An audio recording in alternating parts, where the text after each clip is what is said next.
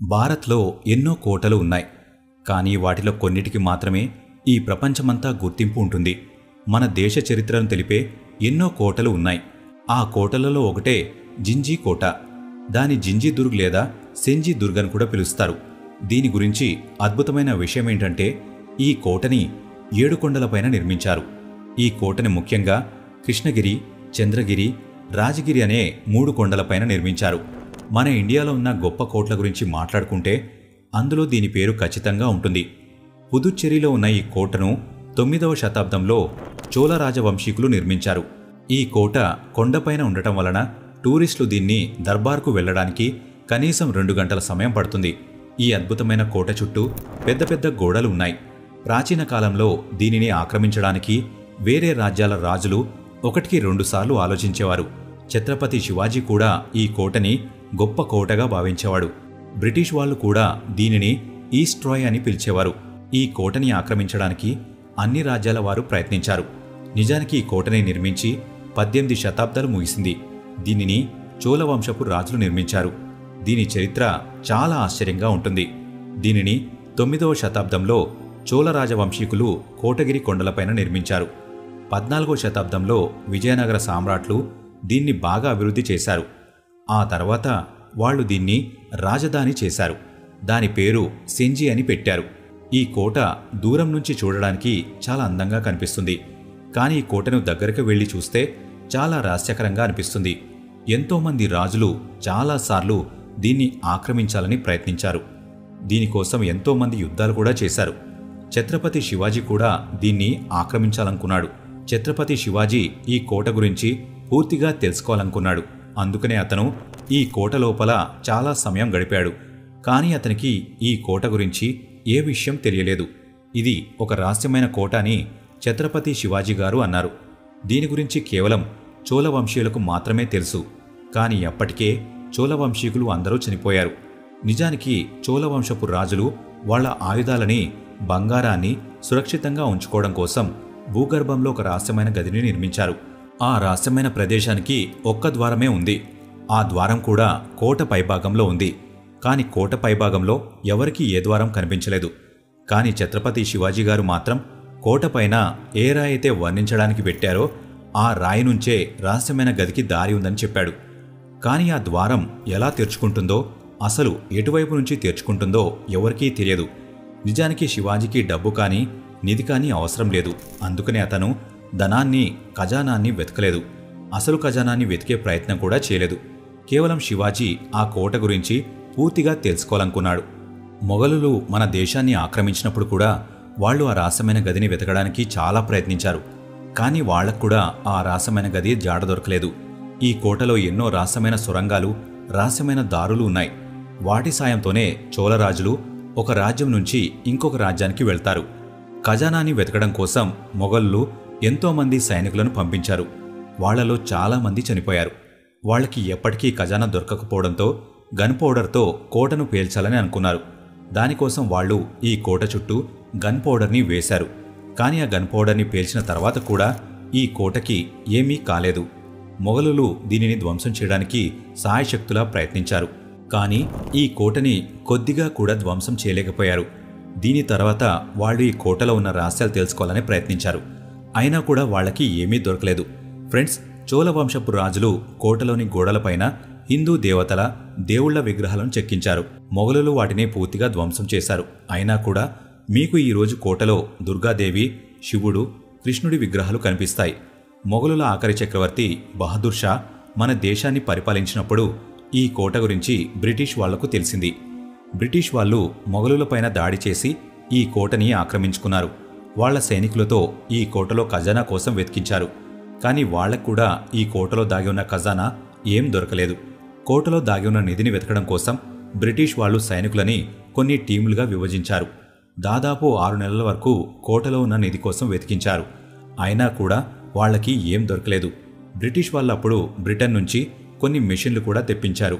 ఆ మిషన్ల సాయంతో భూమి లోపల ఖజానా ఎక్కడుందో తెలుస్తుంది.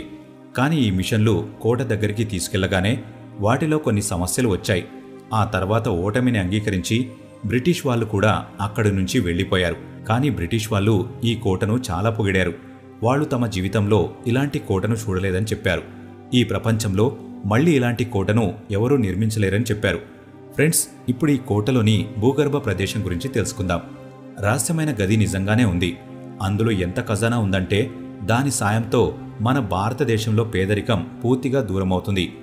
ఆ రహస్యమైన మార్గం ఒక సొరంగం నుంచి ఉంటుంది. దాని గురించి సరిగ్గా ఎవరికీ తెలియదు. దాని గురించి తెలుసుకోవడం కోసం ఇప్పటికీ రీసెర్చ్లు జరుగుతున్నాయి. ఆర్కియాలజిస్టులు ఈ కోటలో ఒక రహస్యమైన సొరంగాన్ని కనిపెట్టారు.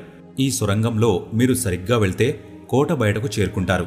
కానీ మీరు సొరంగంలో ఇంకోవైపుకు ప్రయాణిస్తే అది మిమ్మల్ని నిధి ఉన్న చోటికి చేరుస్తుంది. అక్కడే నిజమైన ఖజానా దాగి ఉంది. కానీ అది ఇప్పటికీ రహస్యంగానే మిగిలిపోయింది. ఇప్పుడు ఈ కోటను చూడడానికి చాలామంది టూరిస్టులు ఇక్కడికి వస్తున్నారు. చాలా ఎత్తులో ఉండడం వలన ట్రెక్కింగ్ చేయాలనుకునే వారికి ఇది ఫస్ట్ చాయిస్ అవుతుంది. వర్షాకాలం, ఎండాకాలం అనే తేడా లేకుండా ప్రతి కాలంలో టూరిస్టులు ఇక్కడికి ట్రెక్కింగ్ చేయడానికి వస్తున్నారు. ఈ కోటలో ఉన్న వ్యక్తులు బయట జరిగే దాడుల నుంచి సురక్షితంగా ఉంటారు. సైంటిస్టులు కూడా ఈ మాటను అంగీకరిస్తున్నారు. ఈ కోటను సరిగ్గా అలానే నిర్మించారు. అందుకని ఈ కోటను చూడడానికి దేశ విదేశాల నుంచి టూరిస్టులు వస్తున్నారు.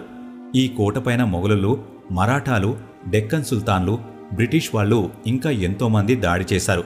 1677 బీసీలో మరాఠా సామ్రాజ్యపు సంస్థాపకుడు శివాజీ చేసిన దాడి చాలా భయంకరమైనది. దీని గొప్పతనాన్ని తెలుసుకుని శివాజీ 8 సంవత్సరాల పాటు ఈ కోటని తన అధీనంలో ఉంచుకున్నాడు. ఆఖరికి 1684లో చక్రవర్తి శివాజీ ఈ కోటలోకి ప్రవేశించాడు. తన కొడుకును ఈ కోటకి గవర్నర్ని చేశాడు. ఫ్రెండ్స్, జింజికోట వాస్తుకళ చాలా బాగుంటుంది. ఇందులో ఉన్న కళాఖండాలు దీని గొప్పతనాన్ని తెలియజేస్తాయి. ఈ కోట దాదాపు 11 కిలోమీటర్లో ఉంటుంది. దీని గోడలు దాదాపు 13 కిలోమీటర్ల వరకు ఉంటాయి. ఈ కోటలో 7 ద్వారాలు ఉన్నాయి. ప్రతి ద్వారానికి ప్రత్యేక పేరు, ప్రత్యేక డిజైన్ ఉంటుంది. ముఖ్య కోట రాజగిరి కొండలపైన ఉంటుంది. 800 మీటర్ల ఎత్తులో అన్నిటికంటే ఎత్తుగా, అన్నిటికంటే పెద్దగా ఉన్న ఈ రాజగిరి కొండపైనే కోట ఉంటుంది. ఇది కోటలో చాలా పురాతన భాగం. ఇందులో ఎన్నో ప్రత్యేక ప్రదేశాలున్నాయి. కళ్యాణ మహల్, రంగనాథుడి మందిరం, కమలాకిని మందిరం, అన్నబండార్, ఒక సరస్సుతో పాటు ఆడియన్స్ హాల్, జైల్ లాంటి ఎన్నో ప్రదేశాలు ఉన్నాయి. ఈ కోటలో ఒక వాచ్ టవర్ కూడా ఉంటుంది. అక్కడ నుంచి ఈ పూర్తి కోటని, చుట్టుపక్కల దృశ్యాన్ని క్లియర్గా చూడవచ్చు. కోటలో రెండో భాగం కృష్ణగిరి కొండలపైన ఉంటుంది. 700 మీటర్ల ఎత్తులో రాజగిరి కొండ ముందు ఈ కోట ఉంటుంది. ఇది కోటలో అన్నిటికంటే నూతన భాగం, అన్నిటికంటే చిన్న భాగం. 17వ శతాబ్దంలో నాయకులు దీన్ని నిర్మించారు. ఇందులో కూడా ఎన్నో కట్టడాలు ఉన్నాయి. ఇందులో కృష్ణగిరి మందిరం, అన్నబండారం, సరస్సుతో పాటు ఇక్కడొక ఫిరంగి కూడా ఉంది. దాని సాయంతోనే చోళులు శత్రువులపైన దాడి చేసేవారు. ఈ కోట యొక్క మూడో భాగం చంద్రయాన్ దుర్గ. ఇది 600 మీటర్ల ఎత్తులో రాజగిరి కొండకి ఉత్తర దిక్కున ఉంటుంది. ఇది కోటలో చాలా విచిత్రమైన భాగం. ఇప్పటి వరకు ఇక్కడికి చాలా తక్కువ మంది మాత్రమే వెళ్ళగలిగారు. దీని కూడా 17వ శతాబ్దంలో నాయకులు నిర్మించారు. ఇందులో కూడా కొన్ని కట్టడాలున్నాయి. ఇందులో చంద్రమౌళేశ్వరం మందిరం, అన్నబండారం, సరస్సు కూడా ఉంది. ఇందులో ఒక రహస్యమైన సొరంగం కూడా ఉంటుంది. దానిని అత్యవసర సమయంలో కోట నుంచి తప్పించుకోవడానికి నిర్మించారు. కోటకి బయట కూడా ఎన్నో ఆకర్షణీయ ప్రదేశాలున్నాయి. అందులో రాజగిరి కోట, కళ్యాణ మహల్, రంగనాథ మందిరం, వెంకటరమణ మందిరం, సీతాపూర్ జాన్మాట్, తిరువన్నమలై మందిరం, అరుణాచలేశ్వర మందిరం కూడా ఉన్నాయి. ఒకవేళ మీరు ఈ కోటను చూడడానికి వెళ్తే ఖచ్చితంగా ఈ ప్రదేశాలన్నిటినీ చూడండి. ఇందులో ఉన్న వాచ్ టవర్, సొరంగాలలో ఎన్నో రహస్యమైన విషయాలు దాగి ఉన్నాయి. వాటి గురించి తెలుసుకోవడం కోసం చాలామంది సైంటిస్టులు ఇక్కడికి వస్తూ ఉంటారు. నాగదేవి కమలక్కని ఈ కోటనే రక్షిస్తుందని చెప్తుంటారు. దానితో పాటు ఈ కోటలో ఛత్రపతి శివాజీ కొడుకు రాజారాము ఆత్మ తిరుగుతూ ఉందని ఒక రూమర్ వినిపిస్తూ ఉంటుంది. అతను కోటను రక్షిస్తున్నాడని ఇక్కడి స్థానికులు చెప్తుంటారు. ఫ్రెండ్స్, ఇదే భారత్లో ఉన్న రహస్యమైన కోట. ఇందులో ఉన్న మిస్టరీలను సైంటిస్టులు ఇప్పటికీ ఛేదించలేకపోతున్నారు. ఫ్రెండ్స్, దీని గురించి తెలుసుకున్న తర్వాత మీకేమనిపిస్తుంది? మాకు కామెంట్ బాక్స్లో ఖచ్చితంగా చెప్పండి. ఈ వీడియో ఇంతే ఫ్రెండ్స్. ఈ వీడియో నచ్చినట్లయితే లైక్ చేయండి. ఇలాంటి వీడియోస్ కోసం ఇప్పుడే మన ఛానల్ని సబ్స్క్రైబ్ చేసుకోండి.